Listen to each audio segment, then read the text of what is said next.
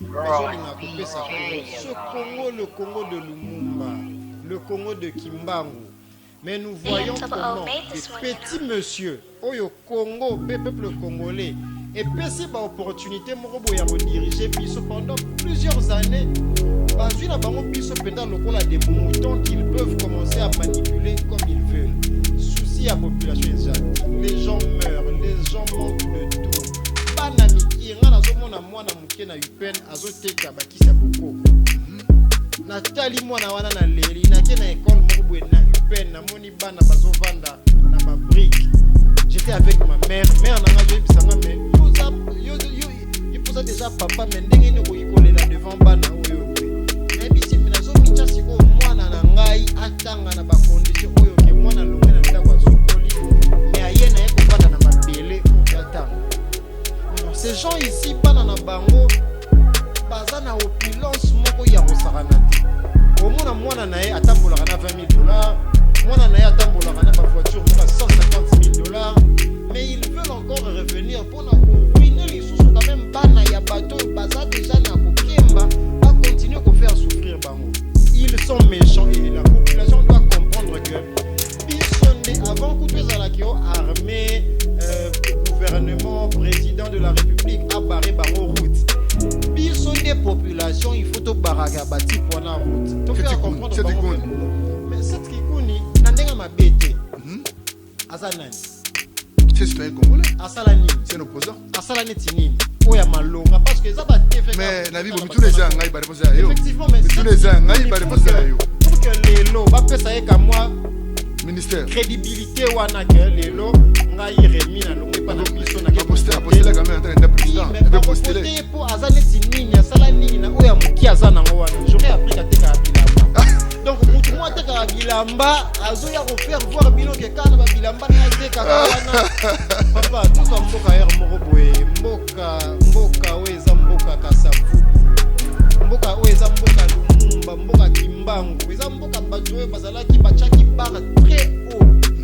Eza mboka bato oyo te auti na makambo na auti ana ba problème na ya redonner ba bilamba na ye azolinga kota politique pour que ba faciliter ka ba bilamba na ye puis sima nango bazo signer ba accord moko boye ezo chako cette qui ka bilamba na photo condamné à mort. Rwanda oya cita même à l'époque kombo ya Paul Kagame. Tozo na suka tozo na monter na suka. Azobundisa biso à travers M23. Mais avant que ta goma les canons Rwanda mboka au Paul Kagame azali. Atabino moko vraiment. Est-ce que vraiment plan na bango ezalaka plan ya ko zongisa mboka oyo nzamba pesa nyonso vraiment bomengo nyonso oyo monde entier lukaka eza na Congo. Mais ezalaka na bato moko boyo.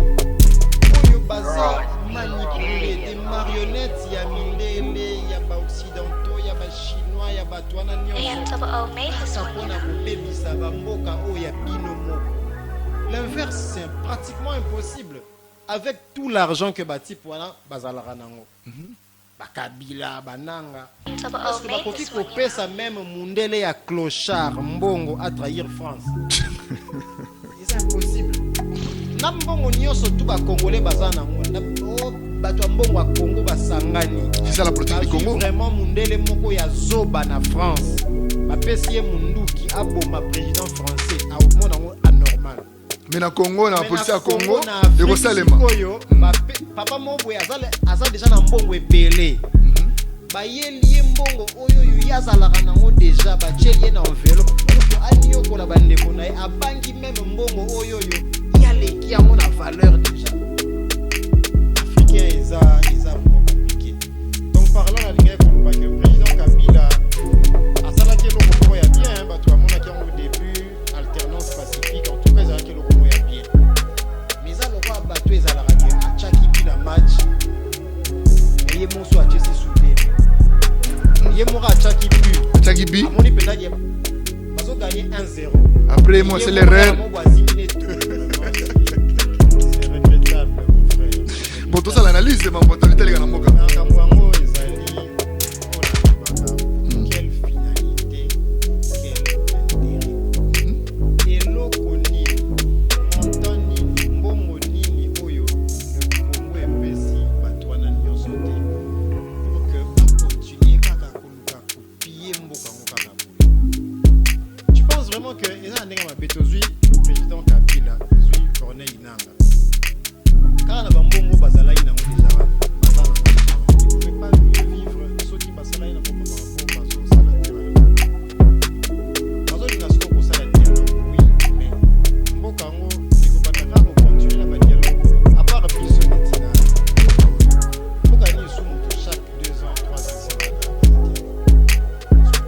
kani makambo nini ona dialogue passé to baité o to yo bakisa na dialogue o dialogue o pe bazana prononcer la siko ezate ke na suka ba ko ba ke za dialogue suka na Congo. Donc après wana na 2030 sur dialogue na 2040 dialogue ce sont moka les gens se développer ils ont pays de dialogue donc ils ont la sens à ta côté ba yo mambo dans un pays de dialogue. Nous sommes dans un pays de dialogue. Bazo sala Congo. Mauvais service au bazo kanisa que bazo rendre Congo ya Kimbangu. Bazo rendre mauvais service wana na ba vie na bango moko et na ba vie ya ba génération future ya bango. Tout conclure. Parce que il y aura toujours un temps où yo congolais à pour se réveiller la jeunesse a besoin conscience jeunesse monter pour s'occuper na bango. Effectivement, on a pourquoi petite phrase ou les problème. Merci beaucoup. C'est le Rwanda qui agresse la République démocratique du Congo. Bon, le bangote. Siko eza petit problème. Vous savez que eza na eloko mo ezo komi bomba simawana. Eza na neti problème ni ceux qui balobi que Rwanda mutezo agresser Congo. Bazoko ka lo bangote c'est qu'il y a quelque chose qui se cache derrière ça. Merci beaucoup mesdames et messieurs, soyez les bienvenus sur votre émission Au cœur du débat. Une émission de l'actualité politique de la République démocratique du Congo avec votre humble serviteur, votre fils, Papa Afrique, Dielor Mununga Mulumba. D'abord, avant de commencer cette émission Au cœur du débat, je salue 01 de la chaîne télévision MKTV2, l'apôtre Moïse Kassongo, l'homme de la puissance de la parole de Dieu, sans oublier que Sambote Paya, Madame la DG, Madame Sarambote Belé, Nessi Gazali, Nadete, et puis directeur des programmes de notre chaîne télévision MKTV2. Et merci beaucoup na Dave, derrière la caméra, et puis sans oublier que Sambote na bandeko nyonso na biso na Tchangu, na Petro Congo, et puis na Kasumbaleta, na Cap Town, na Zimbabwe, na Namibie, puis na Ouganda, et puis na Chine et na Belgique. Mesdames et messieurs, soyez les bienvenus sur votre émission Au cœur du débat. Une émission de l'actualité politique. Les lobbies qui informent l'actualité est tellement belle dans le Congo. Dans cette belle émission Au cœur du débat, d'abord Toyambi, un homme congolais de père et de mère. Un grand politicien Bogo Congo.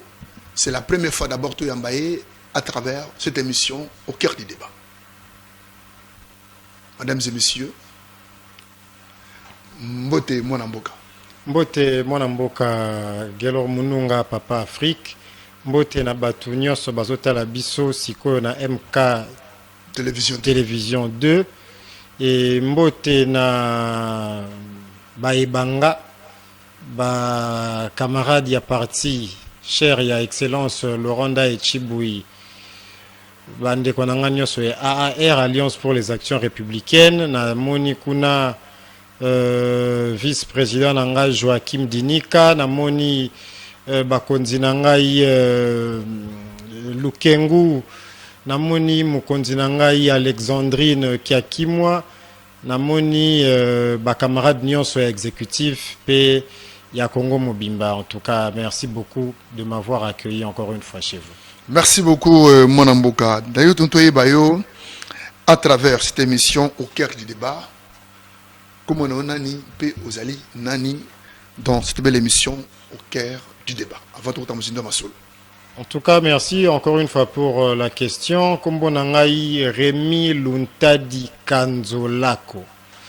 Nazali congolais, Ndengolobi, de père et de mère, bien sûr. Malgré qu'il y a 2 mois passés, je viens de perdre mon père. Là où il est, je pense, merci beaucoup. Là où il est, je pense qu'il repose en paix. Et je suis sûr qu'il est en train de voir ce que je suis en train de faire et le grand Rémi que je deviendrai dans quelques temps. Et Naza, moi, na Kinshasa, Naza Kinois, j'ai grandi à Lupen, Binza Upen. Et j'ai fait mes études na école Safi, après na Institut Bobokoli, et puis enfin j'ai fini à l'école Kuntwala, et toujours à l'UPEN. Donc Nazali, na ma formation post-humanitaire, il y a management et puis il y a droit. En tout cas, je suis juriste en formation. Et ben voilà, à part ça, je suis président de la Ligue des jeunes de l'Alliance pour les actions républicaines, comme j'ai déjà dit, parti cher, il y a Excellence Ndaye Chiboui, Laurent Juppé. Donc, juriste de formation. Juriste en cours de formation. Voilà, en cours de formation. Ouais. Voilà. Moi, Namboka, les lotos yabio, à travers cette émission, au cœur du débat, tu es d'abord parcours na yo. Dans le monde politique. Parce que toi, vous avez pensé à, si je ne me trompe pas, ancien président de l'Assemblée nationale, Vital Kamerhe. Effectivement. Lélo s'est retrouvé, Lélo, ouais. Na son excellence Ndaye. Ouais. Sur le parcours, vous avez la parole. Merci beaucoup. En tout cas, c'est une très bonne question. Bah, posera vraiment te kamusingande no ebike na uta UNC. Recherche les carottes, papa. En tout cas, nandimio vraiment, nandimio. En tout cas, j'ai commencé la politique en 2011. J'étais un peu courageux à venue. Il y a un papa qui me regardait de près et qui a compris que quand même je pouvais faire la politique. Ndengeka Nazalaki, il est aussi mort il y a quelques années passées, le papa d'Ibenga Chibundi Pierre. Yazalaki na UNC, et c'est vraiment lui mon mentor. Donc yende muta côté singa politique, yé muta pe singa mbongo ya première carte de membre nanga Nazalaki nango ya UNC. Et c'était vraiment un papa oyo na regretta makasi, parce que s'il était tilelo peut-être na linga kozala na ba place na zate sikoyo na place na zate na cadre te ya parti politique, mais na cadre il y a avancement. Je pense qu'il allait être là vraiment pour me propulser encore beaucoup plus. Papa Dibenga a salanga test moroboé, ce qui m'a vraiment marqué. Je pense que c'est Riwana carte à UNC dans la cas 1000 francs. 1000 francs. Et puis, je crois aussi que transport, il y a UPEN Victoire, ils ont qui paient 1000 francs. Aïe, il y a qui a payé kaka mbongo ya carte. Ngana luka mbongo à transport. Je pense qu'il allait voir ceux qui n'ont vraiment la volonté et l'eau place à l'ingé ko tindangai. Et na bundi, na zui pembongo ya transport, les mêmes 1000 francs. Na kei na sombi carte et puis na ye na lakisi carte à seki aibisanga sko azong selinga mbongo na transport. Je pense que c'était un test, et c'était déjà un bon test pour moi, parce qu'il allait vraiment savoir ce qui na bandeka ko yate pour na makambo sakana, mais à comprendre que j'avais vraiment la tête à ça. Et oui, na bandaki depuis, je pense, na kota UNC le 20 juin 2012, si je ne me trompe pas, le 20 juin 2012. Et Nasali na UNC ti le 20 ti na longwe na UNC na 2022. Donc Nasali 10 ans na UNC na l'équipe ba étape, il y a deuxième vice-président, il y a Ngaliema, il y a jeunesse. Jeunesse. Oui, oui. Voilà. En tout cas, Nazalaki, na jeunesse, il y a Ngaliema. Je pense à l'époque, on appelait ça Lukunga 5, hein, quelque chose comme ça. Nazalaki, deuxième vice-président, il y a Ngaliema. Et après, Tangoupé, le président Félix-Antoine Tshisekedi Tshilombo a accédé au pouvoir. J'étais toujours à l'UNC. Ah bon? Oui, oui, toujours à l'UNC. Le temps que le président du pouvoir dans l'UNC. Toujours. Na longwe na UNC. En 2019, hein? Oui. J'étais toujours à l'UNC. Voilà. J'ai quitté à l'UNC, je crois, en 2022. 2022. 21 ou 22, si je me trompe. Donc, c'est entre 9 à 10 ans. 9 à 10 ans. Ouais. C'est beaucoup, hein? Naoumeli. na Oumeli. Bon, et puis bon, il y a eu des petits soucis on a mon acquis que Personnel. oui, il y avait un changement de comportement avant qu'on soit pouvoir, na tant ou besoin pouvoir. Donc il y avait des gens qui gentils tant ou bozala on a pouvoir été. Mais tant au pouvoir est zoami, comment comprendre que et comme Maramousous vraiment. Au cœur du débat. Et loko na ko karaté. Je préfère vraiment na la. Donc tant vous avez pouvoir été, vous avez un bon terme. Vous avez la cérémonie, mais tant vous avez pouvoir. Tant vous avez pouvoir pour comprendre ce que ma priorité la politique. Ce qui m'a touché vraiment, c'est que jour moko buena kenda qui na ministère à budget. Je crois que j'étais allé voir un ami et puis il m'a dit qu'il allait me présenter un conseiller seulement pour un dossier morobo ya papa nangai. Oui. Et le ko baisaranga vraiment zali comportement ya maman moko azalaki na réception et je suis venu na EP ezalaki na immeuble intelligent. Na yewana et na bimisi carte nanga ya UNC et le ko ekamwisi ngai maman wa lobi que naza faussaire. Vous êtes faussaire? Oui, naza faussaire na ye na carte ya UNC ya sika. Oh. Eloko ekamwisa ngai. Eloko ekamwisa ngai. Eloko ekamwisa ngai. Une carte qui paraît sikana kala. En tout cas, eloko yango na nazoloba, eloko ekamwisa ngai ezali maman atali sikanini carte ya 2012 ezalaki nango tina 2000 soki 2021 wana. Donc ezalaki tellement sika kalobi carte ya 2012 ezala no sika boye. C'est que bino boza bato bouti ko salisa donc bo moni que tozui pouvoir ce que bouti ko salisa ba carte o bo antidaté pour que ba mona que boza bato kala. Nazalaki déçu na moni vraiment que mboka na biso ezana ba souci minene. Donc pour une carte, il y a parti. Si on a une carte à partie neti lelo, il faut na sala ranango neti nini pour que carte comme a saleté. Ma carte du parti, le parti que j'aimais tant, na zuango na chango na etui. C'est ce que j'ai appris chez mon père, malheureusement ou heureusement, de garder les choses propres. Na zui carte à partie zala qui est en carton, ça m'a touché, na chango na carte ya etui. Na chango sous na carte ya livre. Ça m'a vraiment touché. Seulement parce que Zalaki trop sika. Pendant 10 ans, mère Alobi qui était, oui, Zabakat, ça m'a touché vraiment. Ça m'a touché. Et effectivement, moi aussi, ça m'avait tellement touché à comprendre. Ndenge Abatutozaleli, à comprendre que. Namaramusu, c'est qui après, à comprendre que déjà, pour on a une carte gardée soigneusement, protégée, parce que on a déjà que aux faussaires. Et puis après Maramoussou, je m'étais décidé, après avoir rencontré mon président national, que je connaissais déjà depuis très longtemps, et il m'a dit que mon petit, je t'apprécie aussi, mais dans un parti politique, n'en a désormais. C'est en quelle année maintenant? C'était en 2022. C'était en 2022. Voilà. En tout cas, ce que je suis temps, les Kanandaku, Tobetali Solo. Et j'ai pas aussi traîné les présidents Ndaye Chiboui, Laurent Juppé. Voilà. Moutoumoko, bien ma case. Parce que pouvoir nanté, ça bien.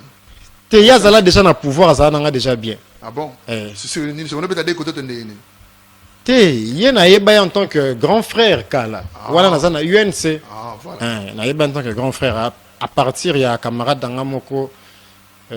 En Inde, Richie Mbumba, il y a en contact avec le président actuel, Laurent Daechiboui.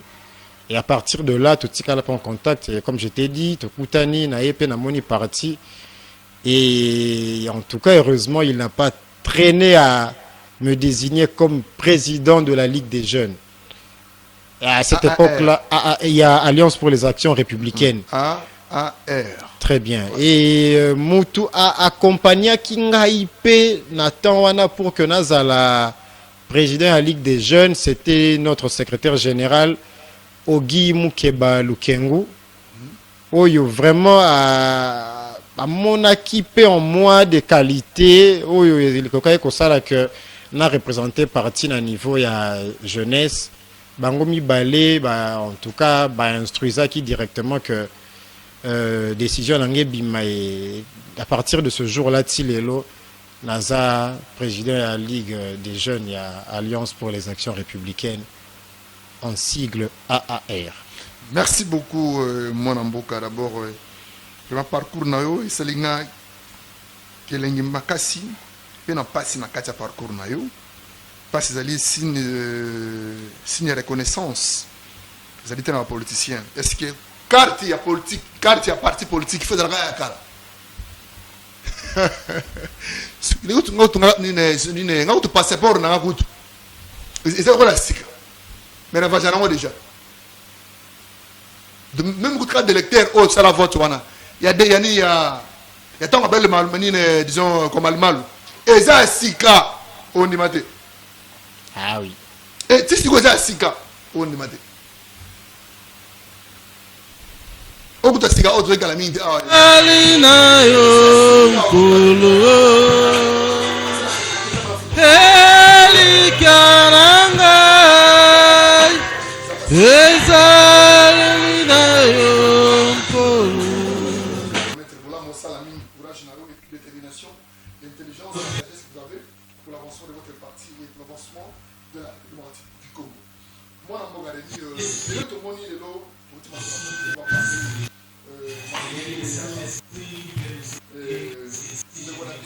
ancien président de la partie du Congo, de la campagne, au retour de la Katia, Masolo et ministre des Affaires étrangères, l'Union sacrée, pas le président, secrétaire général de l'Union sacrée, on a chef de l'État, confiance on appelle ça qui est pour la confirmation et pas le président, et pas le secrétaire général de l'Union sacrée de la nation, et puis on va acheter après si nous avons ici à propos de l'actualité de la démocratique du Congo. Moi, Mboka. Et l'autre ancien président de la République a été condamné dans le Congo, Joseph Kabila Kabange, dans le Kenya, raconte dans l'opposant Moussous. Il y a un moment où il y a Vwemba.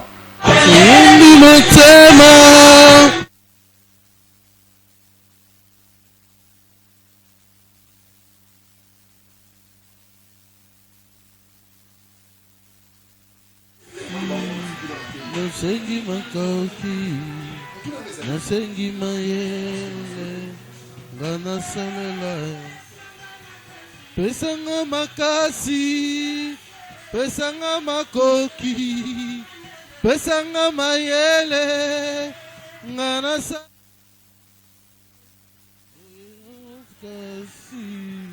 Nasengi makoki, pesengi mayele. Ngana salela oyebi motema oyebi mabanzo bisika na suki ya bandi. Je pense que ezali des endroits choisis comme ça vite fait, je ne sais pas le pourquoi bapona kiango. Je pense que les en Afrique quand même et ils ont des problèmes penza te. Et le président honoraire Joseph Kabila pe namoni bake na Kenya peut-être que bango bakanisi que le kola cap pour le changement et kendaki kuna pona ko signer accord na bango wana peut-être bango pe soyi bake kuna ba rejoindre même résultat. Là en tout cas je ne sais pas naza ni de près ni de loin informé par rapport à choix à Kenya.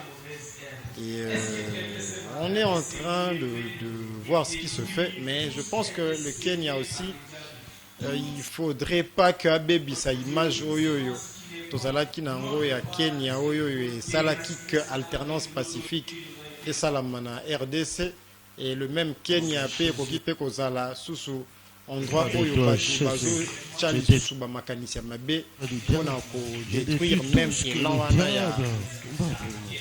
Tout ce que le diable, Seigneur, fait pour pouvoir nous maintenir dans cette situation. Nous le détruisons au nom puissant de Jésus. Bon, réunion est celle qui Congrès célèbre deux fois, 2014 et puis c'est un régime qui est un élément final une dame en tant que communiqué on a bango après tout dans cette émission au cœur du débat. Régis, s'il vous plaît. Résolution numéro 001 du conclave de forces politiques et sociales sur l'avenir du Congo relative à la décision de condamnation à mort du président honoraire de la République démocratique du Congo. Les conclaves des forces politiques et sociales sur l'avenir du Congo, vu la Constitution du 18 février 2006, telle que modifiée à ce jour, considérant la procédure irrégulière de la levée des immunités menée par l'auditorat général et le Sénat de la République, vu la décision de la Haute Cour militaire intervenue au terme d'un procès unique et contraire au principe universel d'un procès équitable, considérant les dangers et l'exacerbation de menaces à la cohésion nationale, vu les engagements internationaux de la République démocratique du Congo en matière de droits humains, spécialement en rapport avec le processus d'abolition de la peine de mort, rejette l'arrêt de la Haute Cour militaire portant condamnation à mort du président honoraire de la République démocratique du Congo, son Excellence Joseph Kabila Kabange. Considère cette décision nulle et de nul effet, car contraire à la Constitution et à la loi portant...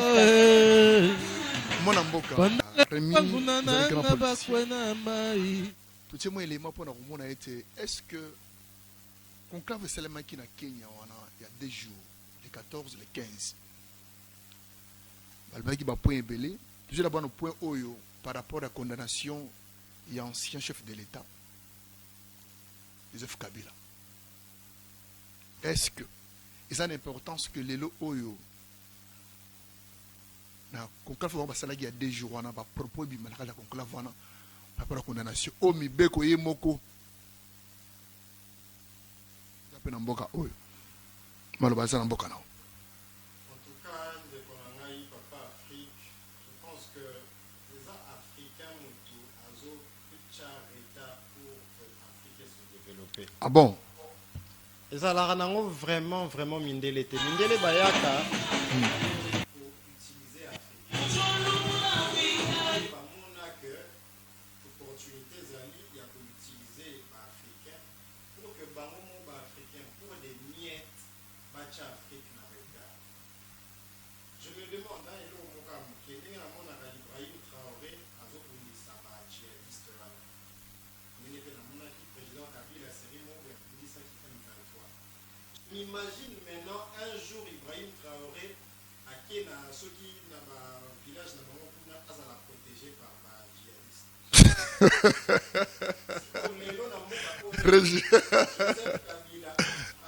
Ah bon? Joseph Kabila a kanga ba M23 a condamné bango kutu à mort. Colonel Biamungu Joseph Kabila lobaki abimate. Albaki abimate. À l'époque, albaki abimate. Voilà. Mais quelques temps après, colonel Biamungu, chef des opérations, il y a un mouvement M23 a sécurisé sous Joseph Kabila. En tout cas, le peuple doit se prendre en charge. C'est le président Tshisekedi de raison. Papa Nangaï.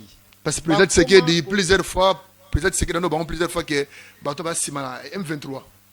Et ça coûte que le président Tshisekedi dit que fois loba biso moko pe photo celle na kibomoto ya rosala étude moko simple. Na miracle nini Kabila Joseph, ancien président congolais, est condamné à mort. Condamné à mort. Rwanda. Oya cita même à l'époque kombo ya Paul Kagame. Tozo na suga. Azo bundisa biso à travers M23. Mais avant Kota Goma aleka na Rwanda mboka o Paul Kagame azali. Ata bino moko vraiment. est-ce que vraiment plan na bango ezalaka plan ya kozongisa mboka oyo nzamba pesa nyonso vraiment bomengo nyonso oyo monde entier lukaka eza na Congo mais eza kaka na bato moko boye oyo baza manipulé des marionnettes ya mindele ya ba occidentaux ya ba chinois ya bato wana nyonso kaka pona ko bebisa ba mboka oyo ya bino moko. L'inverse c'est pratiquement impossible avec tout l'argent que bati wana bazalaka nango bakabila bananga. Est-ce que bakoki ko pesa même mundele ya clochard mbongo à trahir France? C'est impossible. Na mbongo nyonso tu ba congolais bazana ngo na bato mbongo a Congo basangani. C'est ça la politique du Congo. Vraiment mundele moko ya zoba na France. Ba pesie munduki aboma président français a mona ngo anormal. Mais na Congo na politique ya Congo et Rosalema. Papa mobo aza déjà na mbongo ebele. Ba yelie mbongo oyo yo yazalaka nango déjà ba chelie na enveloppe pour que anio ko la bande ko na abangi même mbongo oyo yo ya leki yango na valeur déjà.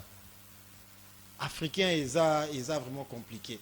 Donc parlant la ligne ko lobaka le président Kabila asalaki le romoro ya bien bato amona ki au début alternance pacifique en tout cas ezalaki le romoro ya bien. Mais ça le roi bato ezalaka ke a chaki bi na match mais il est a Chelsea sous début. Il est mort à Chaki Bu. À Chaki Bu. À mon ipenda qui bazo gagné 1-0. Après moi c'est l'erreur. Mo boa simbine touche ba che bango er mo boa buki mutuna carré ba che ba donc il est mort à Chaki Bu na ye bien. Il est mort azo boma match na ye moko. Oh, alors maintenant. Imaginez vraiment les lots même si on est bête ndeko. Tozo comprendre très facilement que Marambutu bazo salawana c'est seulement pour leurs propres intérêts. Tu penses vraiment que Soki Kabila a besoin de kobongisa ba Congolais akokende kosala susu guerre na Beni, na Lubero, na Goma, na Bukavu pour que bato bakokufa na kati ya bitumba wana ezala susu ba même Congolais. Siko ba Congolais o ya linga mingi eza ba Congolais bavandaka na Équateur to eza ba o bavandaka na Kinshasa parce que bato bazokufa na Beni, bato bazokufa na Est wana nyonso eza ba Congolais o ya zolobaki azo zonga pour que alingi ko zonga pour que apesa bango vie meilleure yozo la ka mutu vie meilleure alors que bomié déjà ozo la ke mort mort c'est tant ça 18 ans vie meilleure ça l'a raté problème nanga yezali yazo sala musala o ba politicien véreux ba salaka yazo yana lokuta o ba benga ke ozo sala politique ozo sala lokuta en Afrique bien sûr. Mais si ko biso bato yazo ye la paix, il faut tous la paix amuro batout. Bato bazo zela susuke Kabila azonga na ye. Seri Kabila zalaka yo ozala nani. Tangu Kabila kei atiki yo nani. Siko ozo zela ke Kabila zonga pour que akomisa o nani. Mais ozo mona peuple, il faudrait pas que image oyo ba paix sera déjà biso ya ozo yo ka population azolo ba ke Lumumba kufa pona mwasi na ye. C'est grave, père. Na Russie, basaleli Lumumba o yozolo baka kufa pona mwasi na université. Na mboka batu bazalaka dur bongo. Na Afrique, na ba Nigeria, na ba mboka ebele tango ba ke Lumumba kufi. Ba leli, ba sali ba grève, ba sali ba marche. Mais yo lobi ke Lumumba kufa pona mwasi na ye. Siko kanisi ke soki kutu le grand Lumumba, bazo lobana e bazo reconnaître ete na mboka o po e pa bato ye mora kufela. Siko nga mutu na yeba na nga makasi te boye. Na yeba ni kutu te boye. Okanti pendant que soit na ji opportunité ya kufela peuple oyo alingi ye moko kozala inconscient na ondimana kufa. Na ondimana kufa te. La population doit prendre conscience. On doit avoir des jeunes oyoyo bazo empêcher na bato yo ba mesana ko kosa population ya kala ko continuer ko sala ba jeune na bango. Na minute oyoyo eloko oyo Congo esaleli Kabila na 18 ans Kabila saleli yango Congo te. Na ba plan ebele. Congo esali ke santé ya Kabila ezala bien lelo. Mais est-ce que Kabila sali que santé ya Congo ezala bien? Ah bon? To ya ba Congolais. Par rapport à Ngaïlaki. Effectivement, ezala biloko oyo ezopesa nanu pasi non parce que Kabila politicien azosala biloko ye azosala mais ezopesa pasi pour la population oyo azolinga amikosa lisusu pas mutu oyo tomona ndenge a sala biso awa. À l'époque, les gardes républicains et comment occupé au lac sa garde républicaine Moussapi. Mais à l'époque, tu as dit que Moura beta kananzoto. Donc Moura est protégera président et beta ka population au président a censé protéger facilement Massassi na nzoto. Et c'est cette même population où azo sengake bazong c'est la Moura arbando beta ka Massassi facilement na nzoto. C'est regrettable que la population essaie de prendre conscience, que la population essaye de changer les mentalités. Parce que ce qui te faire travailler mindset, te faire travailler état d'esprit na bisoté, tu continuer que les lacs à tir retour à Jésus.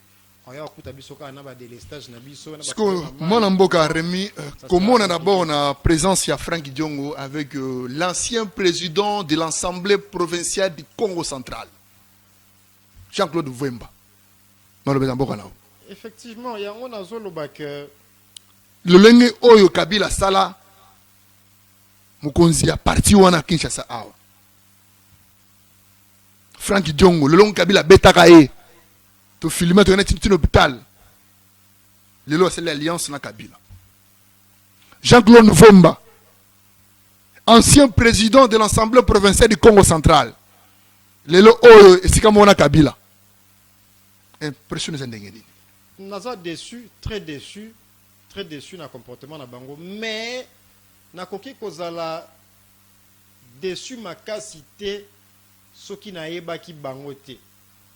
Mais nazali nanga déçu peut-être pas tellement aussi de l'autre côté parce que nayebi nanga pe bato yango comportement na bango déjà depuis kala. Na muto a condamné ancien premier ministre Matamponyo. Effectivement, problème kaka ezali hein. Ce qui vraiment politique est censé que comme ça batu ba riche té. Mais quand on a ba misu na biso tozota la batongonde ni bazala ki avant ba kota politique et ndenge ni ba komaka après kokota politique. Voilà. Problème ya makasi pe yangwana ezali surtout côté na zo insister beaucoup plus sur bateau bazala censé ko voir avenir autrement les jeunes parce que ba père wana normalement pour la plupart comme on a 2040 sauver le Congo par rapport à la santé na bango kanana ba sauver Congo lelo ba sauver Congo lelo ne ba sauver Congo ba ko sauver Congo netini Vwemba Franck Diongo Matamponyo Kabila et les autres ne ba sauver Congo lelo bazolo ba bongo parce que litoyi ya ba jeune litoyi ya population ezoyo ka bango mais ceux qui bayebaki que population ezalaki susu na temps ya koyoka ba lokuta na bango wana te ndeli bazalaki pe na balingaki pe kozala pe na possibilité ya koloba te parce que bayebi mentalité ya population yango bazoya koyebisa biso ba makambo wana. C'est très regrettable ngai comme on a Franck Diongo comme on a Vwemba Jean-Claude Vwemba comme on a Matamponyo ezokamwa isangai te parce que ce sont déjà des gens oyoyo d'une manière ou d'une autre bazala lié na makambo ya ba détournement ya makambo ya mbongo eza clarté na makambo ya nini boye eza déjà bateau sous d'autres cieux ceux qui bazala qui na bonne moralité baza bateau il faut ba mi pemisa.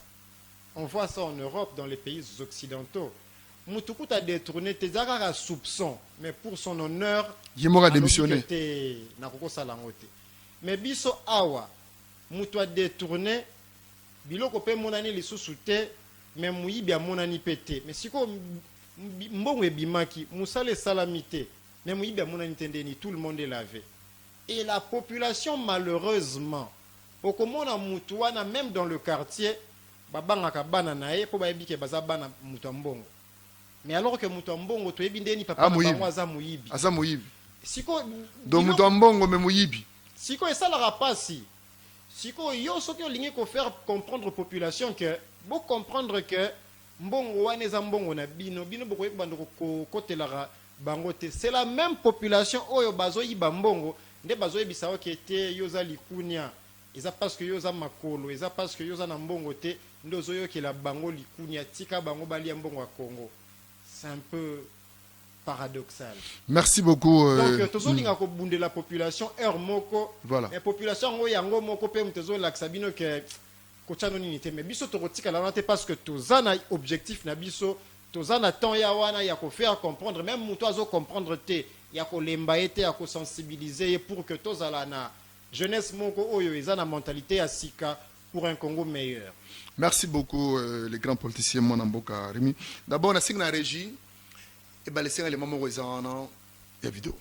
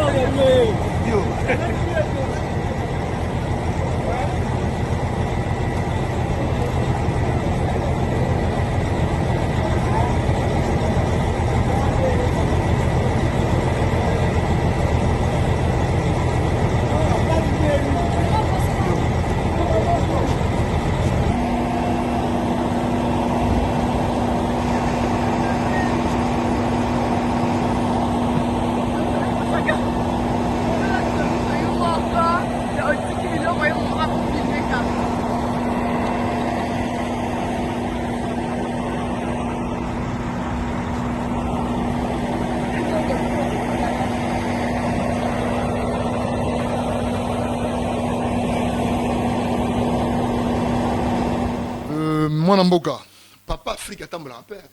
A confirmé que Papa Afrique. D'abord, félicitations au gouvernement congolais. Ngai Papa Afrique, na le bagay télé wa malamu na romo na gouvernement ça na féliciter bango. Na féliciter bango. Très wana longwe ki de Kinshasa et ki Kasangulu. Très zongi. Malembe bleu zonga malembe non. C'est zonga malamo ka boete. Basala bateau magique te. C'est Papa Afrique. Bino bateau bofunda rabatu. Bino bateau bofunda rabatu. Ba unité na bino. Ba méga na bino. Et comment on funda rabatu? Vous avez un message, vous avez une raison. Vous avez un bino ezali. Vous avez un boy, vous avez pas député. Vous avez pas ministre. Vous avez pas apôtre. Vous avez pas DG. Vous avez pas PDG. Vous avez pas camarade na yo. Yo vous avez un batu. Et pas vous avez un pasteur. Vous avez pas pasteur. Parce que vous avez un pasteur, vous avez un apôtre, pasteur, prophète, c'est pas la mouton à la tête à la salagi boy. On s'en fout de mon mouton malam. Or que yon de mouton mabe. Bino mouton funda rabatu. Être bon, ce n'est pas être lâche. Être bon, ce n'est pas être lâche. C'est parole de Papa Afrique. Moi n'amboka Rémi. Moi n'amboka. Mais tout le monde lelo très zong lelo kasangulu tamboli. Tu vas là mingi très zong ate. Même si c'est des belés. Et c'est on nous en ango. Et le monde lelo qui est un peu salé dans le train. Ndé longo banda gare centrale ti Kasangulu. Malo n'amboka nao. En tout cas, na sepeli mingi tangu na moni train wana je n'étais même pas. Régita masolo ba l'extrêmement train ce qui me rosala. Je n'étais même pas au courant, mais la moni yango vraiment il sali vraiment bien pour faciliter batu belé et na moni quand même que zappé na ba eza quand même sika et ça va faire en sorte que la population congolaise Ozomona train wana, ozomona train, voilà. Voilà. Il y a Congo central, il y a Kinshasa, voilà. Circuler bien et pourquoi pas il y a Congo Mobimba bateau surtout bazana. C'est malem bête. Oui bon, net yo ezak mutu nyo zawana donc ezak mutu pas akouta province mususu aye à Kene Congo central soit azuti province mususu aye Kinshasa donc et ça linga bien comme on a que même s'il y a la guerre, même si Bitumbeza de part et d'autre mais le président de la République et le gouvernement essayent de choses population ezala quand même na kimia. Donc ezalo moza bien na apprécier on a encouragé les sous gouvernement central et koka ko continuer na makambo boye pour que population ou souffrir tellement mingi et koka pe ko sepela ata mwa moke. Merci mon amboka Rémi Bravo. Les lois émissions ali kamoka ba preuve ka ba vidéo. Au cœur du débat. On fait les débats avec des vidéos. Mon amona ke mamuni essa manamboka lelo. Neza malamu neza mabe. C'est ça l'émission au cœur du débat. Il y a le temps on fait les débats, on va analyser tout cela. C'est le principe de l'émission. Régis, s'il vous plaît, l'autre image qui est là.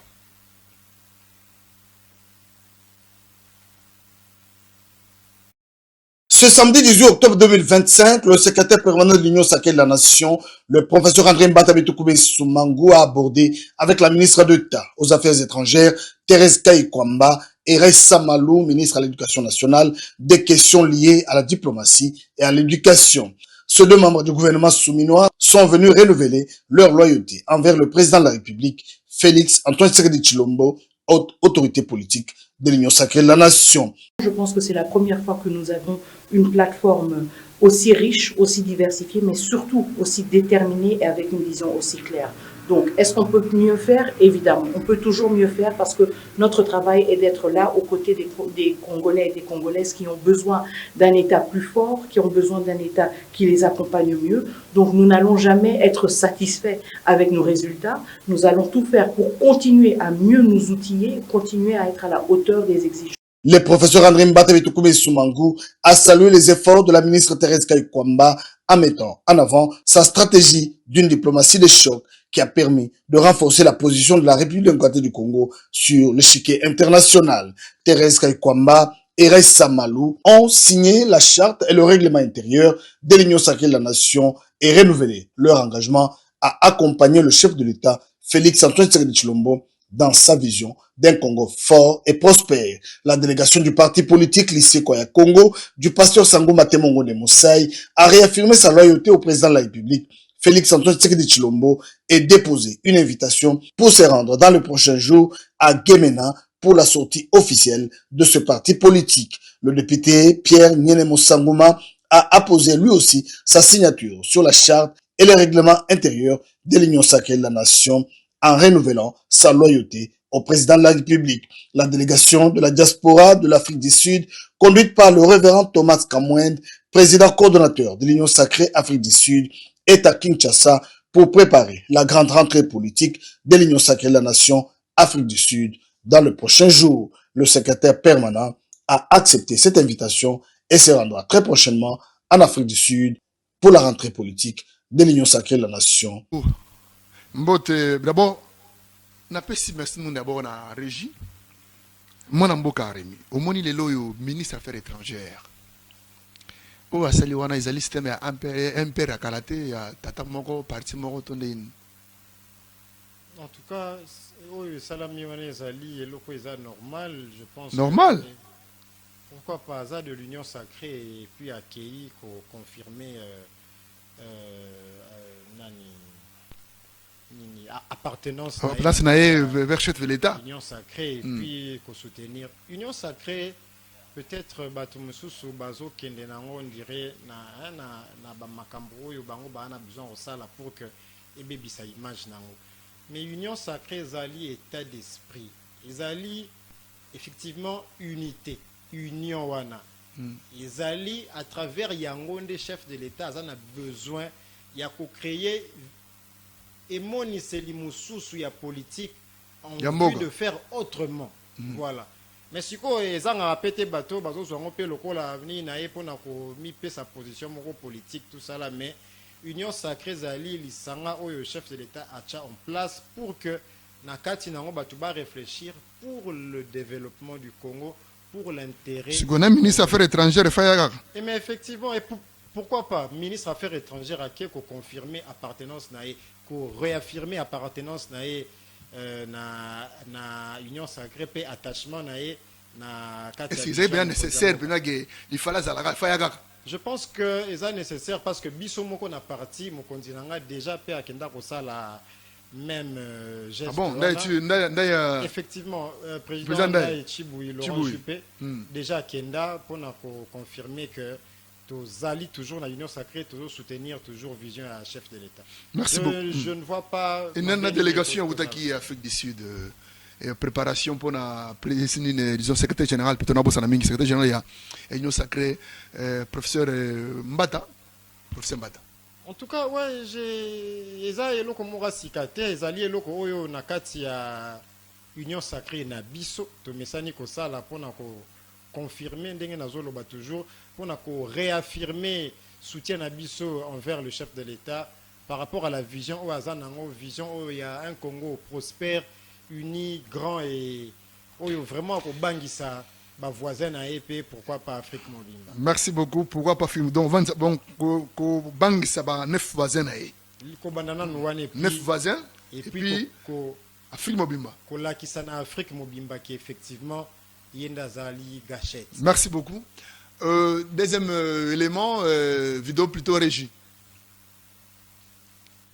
Conclave des forces politiques et sociales sur l'avenir du Congo tenu du 14 au 15 octobre 2025. Déclaration finale. Les forces politiques et sociales de la République démocratique du Congo se sont réunies en conclave sous la présidence de son Excellence Joseph Kabila Kabange, président honoraire de la République démocratique du Congo, du 14 au 15 octobre 2025 dans la ville de Nairobi au Kenya. Elles ont procédé à l'analyse minutieuse de la situation générale du pays et évalué la nécessité de se rassembler pour conjuguer leurs efforts dans le cadre de la résolution de la crise multiforme qui secoue la République démocratique du Congo. Dans ce cadre, lelo tomoni cette kikuni lelo atangaki rapport final ya rencontre ya bango na kati ya Nairobi na Kenya. Maloba na mboka na en tant que citoyen congolais, un patriote et politicien aussi actuel, à travers la géopolitique. Impression za ndenge nini? Bon, nga nazo regretter kaka, nazo regretter que batu moko boye oyo batangi pe moi ba classe ya kamwa bien. Mais bazoko se comporter peut-être lokola batu batanga te. Na comprendre raté bolingo ya mbongo oyo congolais ou soit politicien congolais azanango oyo eleki même batu. Na mituna ka toujours pour quel intérêt? Donc toko bandaka ko continuer kozala na batu moko boye oyo bazola ki sabiso population ouvertement que soki alingi kozonga na place wana alingi kozonga pona mbongo pe pona ba intérêt ya ye na famille na ye. Et puis bato nyonso tout bazala ki wana vraiment na ndenge baza mayele bakoki ko faire voir président Kabila te que yo sala ki 18 ans c'est bon mais tozwa pena no ata mutu mususu comme ça yo oko accompagner ye. Si ko ndenge baloba que le mandat constitutionnel loba que le mandat du président de la République est de 5 ans renouvelable une fois. Est-ce que et peut-être toute opportunité que ndenge asali bongo soki akei aleki sou mikolo akoki sou kozonga soki nzoto eza sou makasa asali sou mikolo akoki sou kozonga. Imagine ni bato yo bazolinga kopesa Congo, ce Congo, le Congo de Lumumba, le Congo de Kimbangu.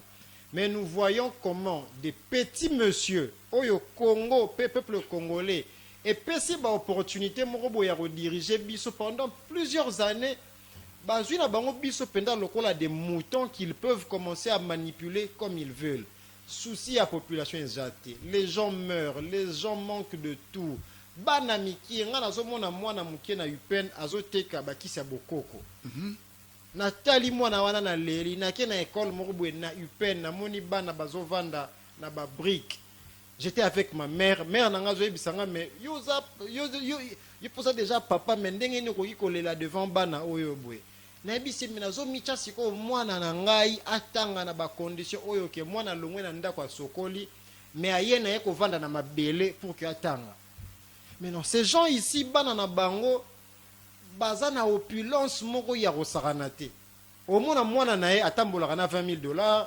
Moi, nae atambolaka na ba voiture moi $150,000. Mais ils veulent encore revenir pour ruiner les sous quand même bana ya bateau baza déjà na kokemba va continuer à faire souffrir bango. Ils sont méchants et la population doit comprendre que bisonde avant que tous les armée gouvernement président de la République a barré bango route. Bisonde population il faut to baraka bati pour na route. To faire comprendre bango. Mais cette kikuni nandenga mabete. Azanani. C'est citoyen congolais. Asalanini. C'est un opposant. Asalaneti nini. Oya malonga parce que ça va te faire. Mais nabi bo mitune za ngai ba réponse ayo. Effectivement mais mitune za ngai ba réponse ayo. Pour que les lots ba pesa ye ka moi ministère crédibilité wana que les lots ngai remi na longwe pa na biso na ke poster quand même en tant que président. Oui, mais ba voter pour azaneti nini asala nini na oya muki azana wana. J'aurais appris ka teka bilamba. Donc mutu mo teka bilamba azoya ko faire voir bino ke kana ba bilamba na teka wana. Papa to so mboka er moko boye mboka weza mboka Kasavubu. Mboka weza mboka Lumumba, mboka Kimbangu, weza mboka bato oyo bazalaki bachaki bar très haut. Eza mboka bato oyo te auti na makambo na ya auti ana ba problème na ya ko dédouaner ba bilamba na ye. Azolinga kota politique pour que ba faciliter ka ba bilamba na ye puis simanango bazo signer ba accord moko boye ezo tcha Congo na retard. Non, c'est ce que j'aurais appris. Bon, on a je l'ai jamais vu na yoka que na linga conditionnel. Jour moko boye na linga ko tout na ndenge ni na soka ba 50,000 wana 100,000 pour na postuler alors ka ebi ke arbimana été.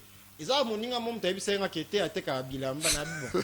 Peut-être ba bilamba n'était kamara peut-être cher ya mwana. Bon,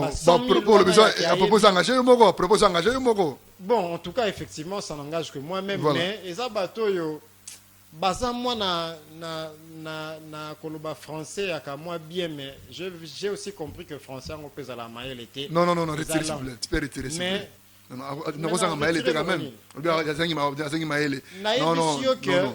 Non, s'il vous plaît. Papa Afrique. S'il vous plaît, encore retirer côté kuna. Mais na lobité kaza maïle été. Na lobité kaza le français na bien. Mais français de langa ko la kisate que mutaza maïle. Na fini mutute. D'ailleurs na éducation na zanango. Voilà. Peu importe leur comportement, je ne peux jamais passer à la télé ko finga mutu. Voilà. Donc il faut rebosser même le président Kabila avec tout ce qu'il fait. Na koki jamais qu'on les kana TV kofinga Kabila. Déjà par rapport à son âge, par rapport à Makambo, il y a sali déjà dans Mboka on a salité, il a été président de la RDC pendant 18 ans.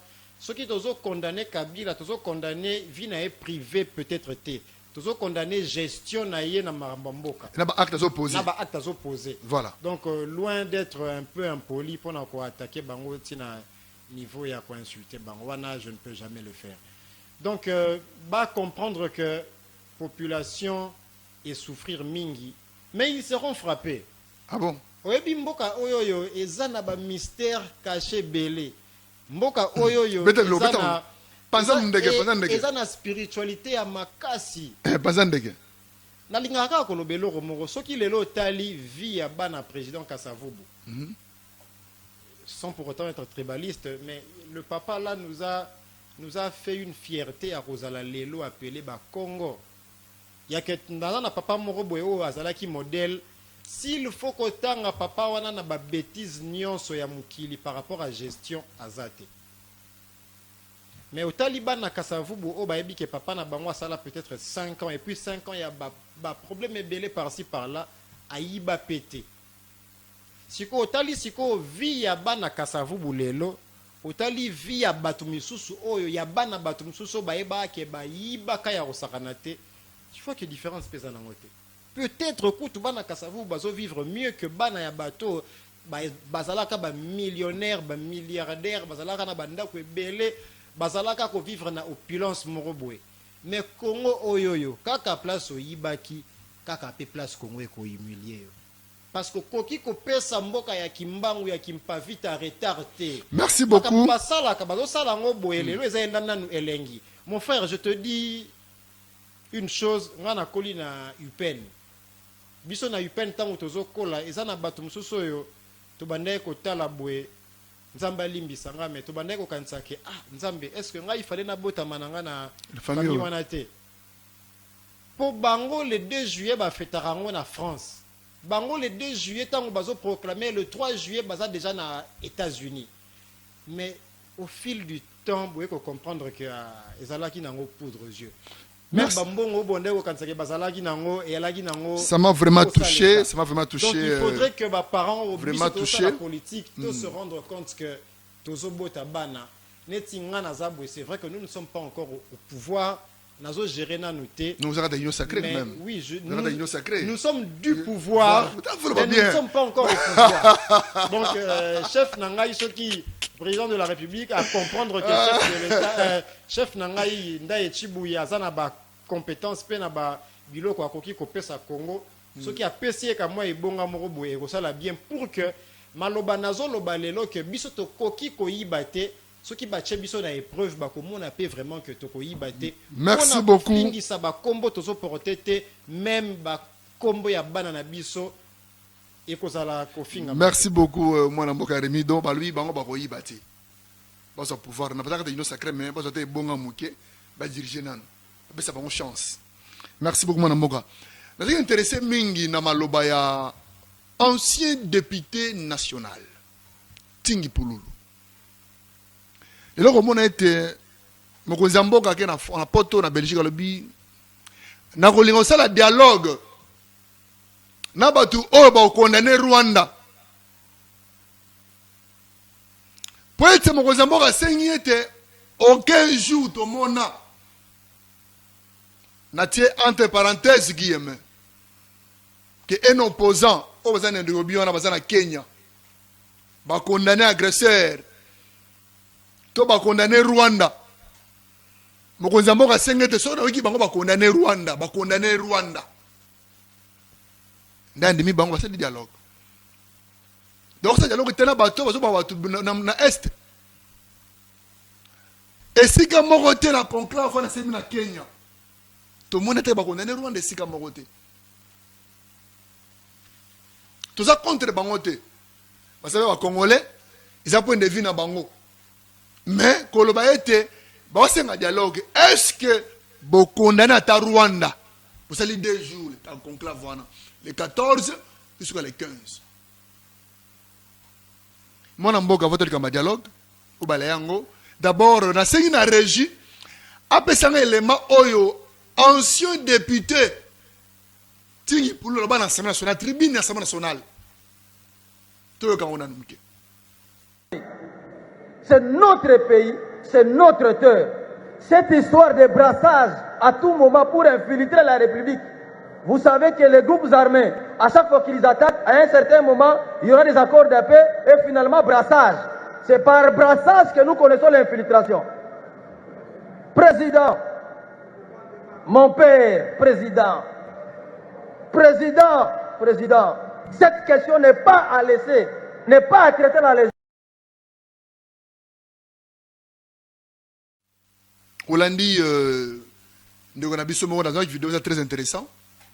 Alabi, dans tout ça, le dialogue, et au sein de Braga Jebele, Basodana Bango, Banagata armée congolaise. Nous avons l'armée Nabiso, et ils ont avancé ils ont infiltré.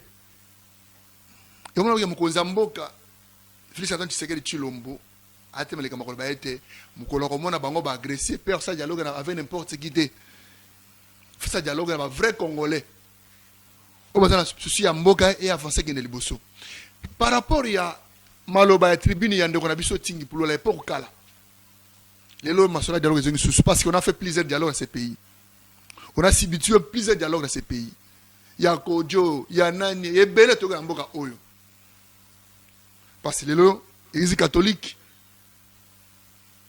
ECC, Nasenko, bango ba 5 ans qui faut dialogue salema na bato ba bomi ba ta dialogue wana le Hollandi ancien député Tingi Pululu ba lo banake so tsali ke baté na ba dongolo miso ba kota na armée malo bana mboka nao. En tout cas émission lelo ezaka na ba question mo ezo pesa rara pasi vraiment C'est regrettable, mon frère. Bon, tout ça, l'analyse, c'est mon boto, l'Italie, Ganamoka. Makambuango ezali on a lobaka pour quelle finalité, pour quel intérêt. Eloko nini, montant nini, mbongo nini oyo le Congo epesi batwana nyonso te pour que ba continuer kaka koluka kopier mboka ngo kaka boye. Tu penses vraiment que eza ndenge mabeto zui le président Kabila ozui Corneille Inanga. Car na bambongo bazalaki nango déjà wana, baza nango déjà wana. Ils pouvaient pas mieux vivre ceux qui basalaki na bomba marambo bazo salate wana. Bazo lingasko ko sala dialogue oui, mais mboka ngo ekobandaka ko continuer na ba dialogue boy. À part biso neti na mboka oyo. Mboka ni sumutu chaque 2 ans, 3 ans isalaka ba dialogue. To dialogue ani marambo nini na dialogue passé to lobaite o to ya bakisa na dialogue oyo. Pour dialogue au peut bazana besoin ça la siko ezate que na suka bakoloba ke za dialogue a suka na Congo. Donc après wana na 2030 sous dialogue, na 2040 dialogue. Biso sko mboka ole se développer et ozala mboka un pays de dialogue kaka. Donc ça n'a sens à ta mon côté. Bato yo mamna zoloba makambu bazo kanisa ke un pays de dialogue. Nous sommes dans un pays de dialogue. Makambu bazo kanisa ke bazo sala Congo. Mauvais service au bazo kanisa ke bazo rendre Congo ya kimbango. Bazo rendre mauvais service wana na ba vie na bango moko pe na ba vie ya ba génération future ya bango. To conclure parce que y aura toujours un temps oyo congolais à cause se réveiller, la jeunesse, à cause de la conscience, jeunesse monte ko s'occuper na bango. Effectivement, on a cas moi pourquoi petite phrase ouane a problème pour na battre belé. Merci beaucoup. C'est le Rwanda qui agresse la République démocratique du Congo. Bon, le bangote. Siko ezane ti problème ni. Bozo pona te que ezane eloko mo ezo komi bomba simawana. Ezane neti problème ni ceux qui balobi que Rwanda mutezo agresser Congo. C'est qu'il y a quelque chose qui se cache derrière ça. Merci beaucoup. Le peuple comprendre vraiment tu continuer comme ça la brassage mixage na armée pour fragiliser sous armée en haut. Ceux qui va fragiliser armée en haut. Nanga a gagné nini. Oh nanu a gagné te. Kabila a gagné ni. Oh nanu a gagné te. Ces gens-là sont méchants et je pense que balinga na bango Congo te balinga. Merci beaucoup moi Namboka. Yahweh. Yahweh Salah, Yahweh Salah, Congo e bonga Salah. Mon amboka Remi, tokolinga te Congo, et comme un pays à dialogue, tokolinga bongo te. Être bon, ce n'est pas être lâche. La parole de Papa Afrique. Likamba dollar, au balai pendant 2 minutes, c'est tout le monde le dollar et Kitty. Ils ont 28, Kitty, 19, 18 000. Tout le monde est sur le taux normal. Ils en ont 22 000 et 23 000. Tout le monde a 22 000. Mais le taux normal, l'État, ils en ont 23 000. Super marché, 23 000. Le bandar, ça va être 22 000. Nous sommes 22 500. À propos, on a 2 minutes pour tout le monde sous l'émission au cœur du débat. En tout cas, par rapport à la question sur baisse à dollar, les alliés locaux, et ils ont s'appelé ça, battu belé. Ce qui est vrai, qu'on s'appelle ça, tout le monde t'est. Parce que les gens ont été à bien dégainer ou ça la unanimité. Parce que ceux qui nous ont bien ça biso kutu, les gens ont battu musuba pour na bango satan. Donc ce ko e na zomona te loko nini o mutu akosala oyo batu nyonso ba ko apprécier ngo. Mais oyo sali que eza bien ça que dollar ndenge kiti biloko peso suivre nazalaki na supermarché moko na otanga kombote na UPN na moni vraiment que babiloko ebele on a bandé ko somba na ba prix pour na moni sagalo c'est somba na 75 000 francs congolais comme na 55 000 francs congolais donc 20 000 francs de ça veut dire 22 000 longo déjà na sagalo c'est déjà une très bonne chose et surtout voilà. Que na Congo l'état foutaka na francs congolais donc l'état ce qui bandé ko futo 500 000 francs et que au bandé ko somba peut-être ça qui a l'os on a 70 quelques mille 77 000 pour le moment on a 55 000 pour le moment on a besoin qu'on baksambo mouké pour recevoir même deuxième sac comme sur 55 000 donc je pense que ça est là bien j'encourage en tout cas initiative le gouverneur Wame Swazui sur le et puis le ministre de l'économie sur le plan monétaire et ministre de l'économie sur le plan économique et ministre du budget sur le plan budgétaire bayebi na ko sangana pour que makambo ekende ndenge congolais oyo ya malonga abandaki kozela toujours malgré que bato mosusu bazolinga kaka bapesa ngo kaka kete dollar kamwe komata nango c'est pas un problème soki emati emataka mpe kaka déjà mais tomona nanu oyo esalami ekiti lokola tozana na pasa kokita tomona ndenge dollar ekiti ndenge mpe biloko ekiti au lieu ya koya kaka koluka sili na moto alibandi. Merci beaucoup, mon Mboka Rémi. D'abord, tu remets une émission Nabiso au cœur du débat. Na Pessi Mbote Paya, Thomas Apôtre Moïse Kassongo et Madame Agnès Ambambo, bébé Roberto Prince Carmiel, sans oublier Madame la DG Sarah d'abord. Il y a MK Télévision 2 et sans oublier 2 télé programmes MK Télévision. Mon Mboka, tu remets une émission Nabiso au cœur du débat. On va mettre l'émission et puis Nambote. En tout cas, Nazo s'adresser beaucoup plus à la population congolaise parce que je suis congolais de père et de mère. Que la population aujourd'hui prenne conscience, que la population montre à ceux qui pensent qu'ils peuvent continuer à nous manipuler que l'heure est révolue. Tozali Sousunatan wana ya manipulation te. Population fongoli misu a commis qu'on comprendre que yo de jo sala qui t'en a yo ou les qui tikela pe mutumso a sala. Toza plus de 100 millions de Congolais, donc je pense que Nzambe a tchabatu oyoyo mayele oyo a tchaki yo mutosala ki ou les kaki azana possibilité le même Nzambe wana ya rochango pe na mutwa mutumsusu yo soko suko ki na 2 mutwana komi a continuer na 3 ti likolo. Population Lamuka, population Sosola, population saisir opportunité, comprendre Oyo, et ça facile à comprendre, Oyo, ça là que Batumorobwe, na ba première élection, ba manipuler biso, na deuxième, na troisième, titozo kende, ti, baza wana pona ba intérêt na bango, baza pona ba intérêt na biso te, to telema, to faire comprendre bango que ndenge ba mesana ko bandana guerre na bango na est.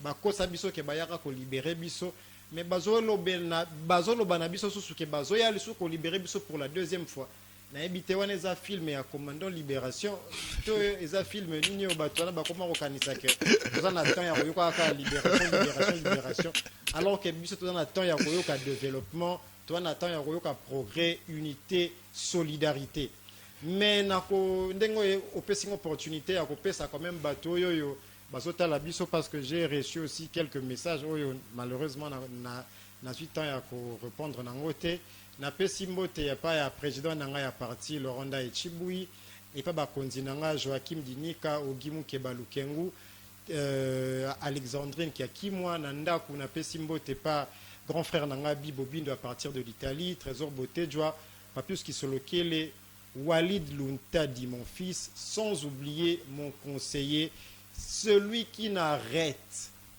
pas de me dire que moi nanangai ozo ça la politique mais kocha libo konayo na caisse ya l'état te un jour soki aux yeux occasion mon oncle Papi Salabia Koutuzola depuis Paris. Merci. Merci beaucoup mesdames et messieurs, nous sommes à la fin de l'émission Magazine au cœur du débat. L'émission au cœur du débat est une émission de l'actualité politique de la République démocratique du Congo à travers la chaîne télévision MK TV chaque lundi jusqu'au vendredi de 12h à 11h45 à travers la chaîne télévision MK TV. Moi c'est votre humble serviteur Papa Afrique. Bino bato bofunda rabatu. Bino bato bofunda rabatu. Ba mega na bino. Ba unité na bino. Et comment ofunda rabatu. Ofunda rabatu. Mukolo ba ofunda yo pezali. Yo kanisi ete parce que ozaka na mutona banakala. Ezaka yo peme na kaka. Être beau, ce n'est pas être lâche.